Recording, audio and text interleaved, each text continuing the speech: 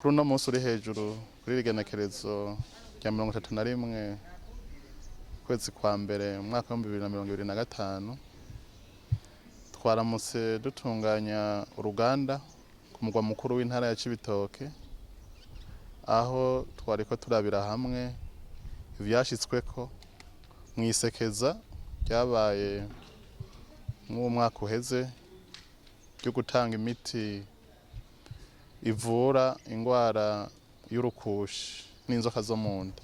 Mu burere bw'ubuvuzi twabonye burimwo izo ngwara ku bwinshi bushika 12 hano mu Burundi. Twashoboye kubereka umwe wese mu karere k'ubuvuzi yaje aserukira ukuntu iryo sekeza ryo gutanga imiti mu bene gihugu ryagenze.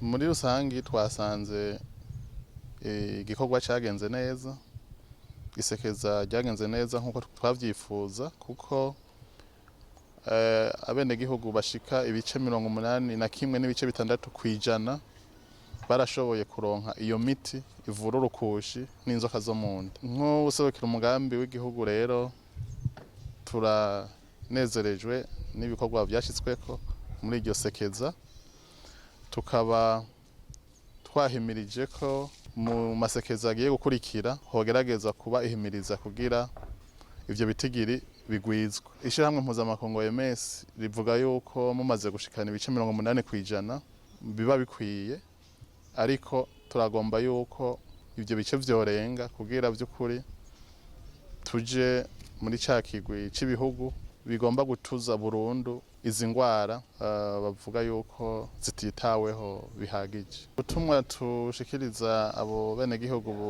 uburere burimwo izo ngwara nkuko twavuze n'uburere 12, uburere bw'ubuvuzi buri mu ntara za Cibitoke, intara ya Rumonge, intara ya Bururi, intara ya Rutana, n'intara igice c'intara ya Makamba. Tubasaba yuko bogerageza kwitabira aya masekeza kubera izi ngwara z'urukushi n'inzoka zo mu nda barazi ko ari ingwara mbi cane. Muribuka kera ko abana bavyuka bikanka ko baja kw'ishuri kubera inzoka zo mu nda, hari abana bakorora bagacira inzoka, abana baja kwituma bakituma inzoka.